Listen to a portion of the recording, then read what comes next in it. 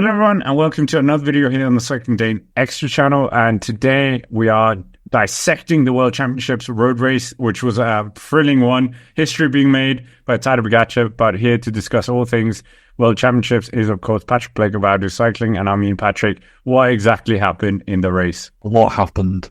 It was an incredibly interesting race full of team dynamics, and some people might even say trade team dynamics in there as well, but it all sort of kicked off. There was, of course, the initial break, which was good to see Simon Geschke in there in his final season. Dillier was in there, of course, as well, because he is a home rider. But we saw the main action kicking off with about 128 kilometres to go, with Pablo Castillo, obviously the man of Vuelta a España. He won 2 stages there. He attacked off of the front, and that started to really instigate some chasing behind. Slovenia burnt through like 2 riders really quickly. I think it was Mezgec and Pogacar. They burnt through like in the space of like a kilometre, chasing after Castillo. And then there was some kind of attacks and counterattacks off of the back of that. Slovenia realised that they were sort of losing control of the race. We saw a move go up the road as a consequence of all this.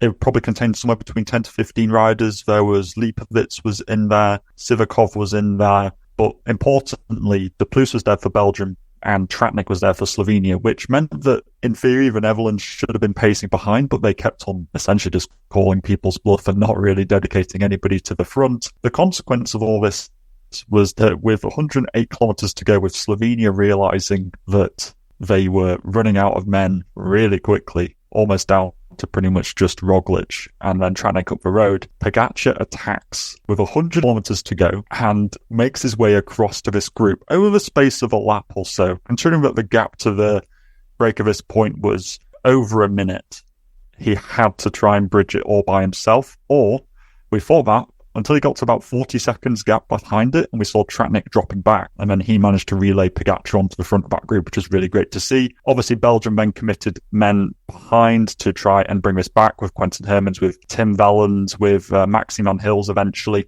But what we saw is that although it looked like the move was going to come back, Belgium just kept on burning through riders and weren't necessarily getting close enough to Pogacar, because they needed to essentially close him down before the next Viticon climb, because that was where he was going to probably attack again. And that's ultimately what he did. He only took Sivakov with him. And as a matter of fact, he was very patient, and he could have dropped Sivakov, but he realised that it was better to keep his trade teammate with him to relay into the headwind sections and on the flatter parts. But it did ultimately mean that Sivakov was dropped by Pogacar about a lap or 2 later, once Pogacar had essentially got his use out of him. Behind, there was all sorts of attacks and counterattacks coming off the back of all this. We saw a move of Tom Schoens and Ben Healy making it off the front. Oscar only was with them temporarily, but was sadly dropped. And it looked, honestly, like Schoens and Healy were going to make it, but there was some collaboration behind. That was where Van der Poel and Evenepoel, Hershey, and a lot of other sort of favourites for the race were residing, and eventually they managed to bring back Schoens and Healy, largely because Hershey did an attack off the front, and it all sort of, there were like 3 groups over the space of 20 seconds. They eventually all came back together, and it looked like Pogacar's gap was starting to crumble a little bit. It was at a minute, went down to about 40 seconds, 35 seconds possibly at one point. Schoens and Healy were really getting some seconds back on Pogacar, but that was on the final lap at pretty much the top of the circuit. So Pogacar managed to have that descending down to try and recover some energy in his legs. With like 5 kilometres to go, there were loads of counterattacks in that group behind. We saw Ben Healy trying, we saw Enric Mas trying at one point, we saw Schoens and Van der Poel and Evenepoel all were giving it their best shot to try and break clear, but we saw Ben O'Connor also break clear, but back to him in a minute. Up, obviously, at the front of the race, Pogacar is inside the last kilometre, realising that he is going to become world champion. Everyone's roaring him on, and he's just almost overwhelmed. He can't quite believe that it's happening. Arms in the air. Tadej Pogacar takes the win, but going back to Ben O'Connor, he managed to have a successful counterattack off of that group behind, which meant that he then finished in second place. Ben O'Connor, of all people. And then in third place was Mathieu van der Poel, who managed to very impressively, I must say, make it around the circuit, played a very tactical game today, and it paid off for him. He finished in third place, and I think that was a very good result for Van der Poel. But taking a look at the rest of the top 10, obviously outside that top 3, we then have Schoens in 4th place, Evenepoel in 5th, Hirschi in 6th, Healy in 7th, Enric Mas in 8th, Quinn Simmons in 9th, and Romain Bardet in his final season and his last World Championships rounding out the top 10. So there was so much going on. Scott, what do you want to start talking about first? Obviously, Tadej Pogacar winning was incredible, completing that triple crown. And they really played a blinder, I think, Slovenia. I don't know if it was intentional, but putting Jan Tratnik into that breakaway was a good move as well. And then attacking from so far out, because maybe they were thinking, well, Remco and Remco Evenepoel aren't going to see eye to eye. There's going to be a lot of Group 2 dynamics, which was very frustrating for many people to watch. But I think Group 2 dynamics really lost them a chance at the rainbow jersey, because there was a point where they were down 1 minute and 30 seconds, but they managed to bring that back to 45 seconds, 40 seconds very quickly. So if you had that amount of power, you could definitely have brought it back earlier. So, I think the Slovenians gambled, but it worked.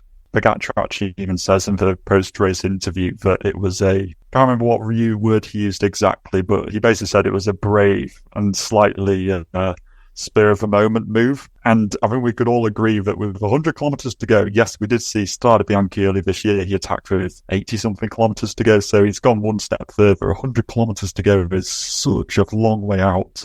And I think you're right. If it wasn't for Tratnik, it wouldn't have worked. And you could see that. You could see him losing time in that final lap. Maybe that was because of that one bead-on that he missed in the feed zone. But he looked like he was starting to tighten up, and I'm not sure whether it all would have come back together if that second group worked together a bit better, but I think that's just the nature of one-day racing, is that the second group, especially when they've got medals on offer, they're never really going to collaborate particularly well together, is generally how things go.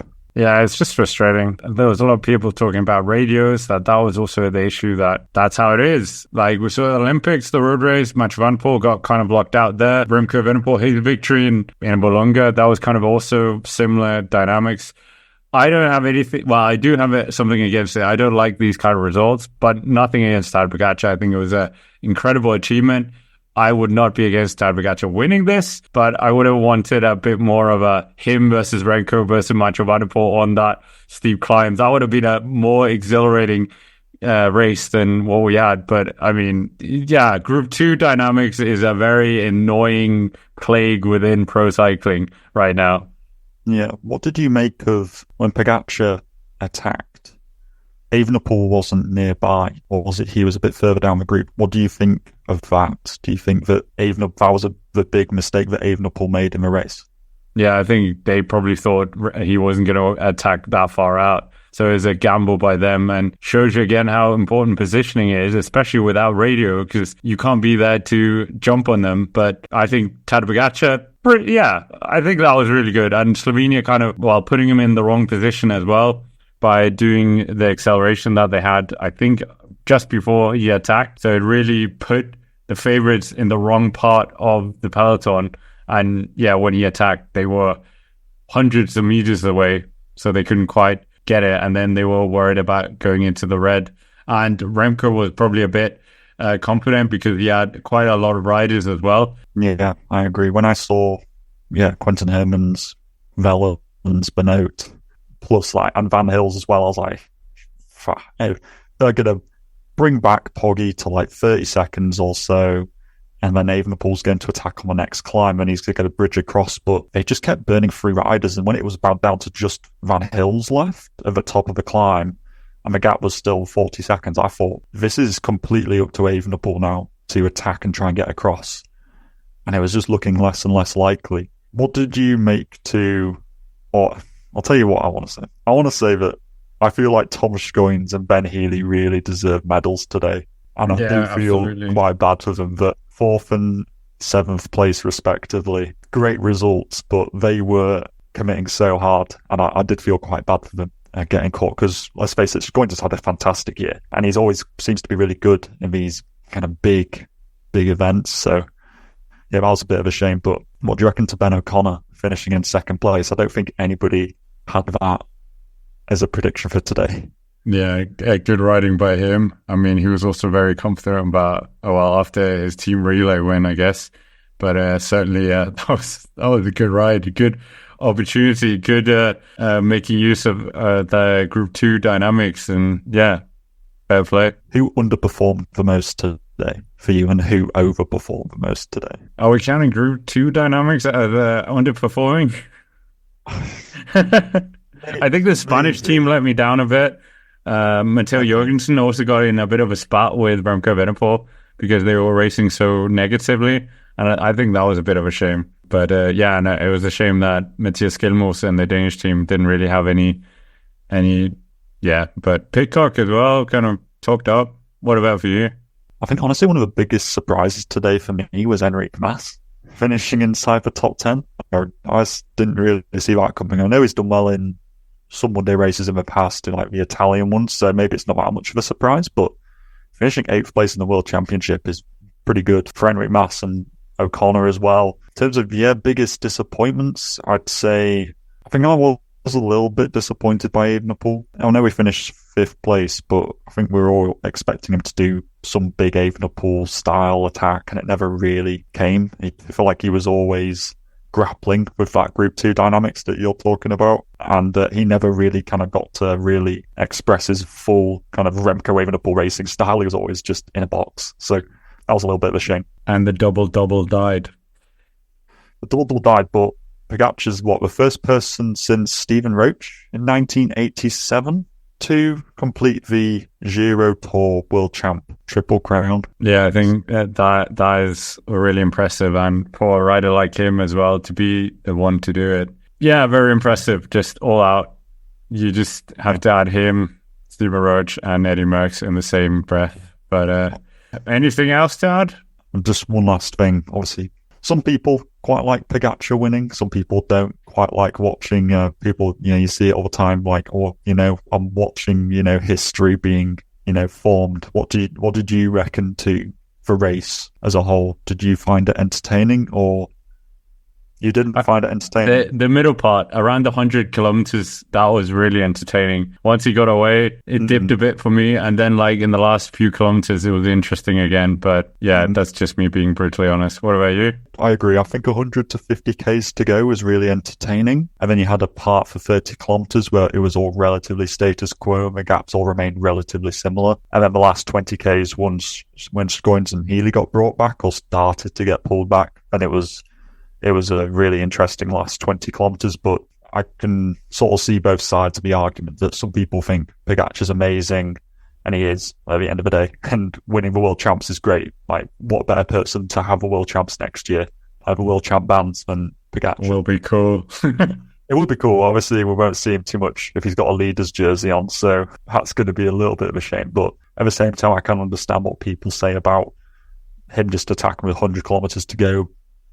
Yeah, it's great for the spectacle of the sport, but once you've seen it 5 times, it maybe loses its kind of magic touch. So I don't know, it'll be interesting to hear what people have to say in the comments section about how they found how entertaining you found the race on the whole. And with that, that's a good way to finish. And of course, as always, thank you for watching. Subscribe to the channel here on the Second Day and comment down below, as Patrick said, what you thought of the race, and check out Patrick's own channel, I'll Do Cycling, as well. And with that, we will see you, probably next week. So with that, thank you for watching and have a nice day.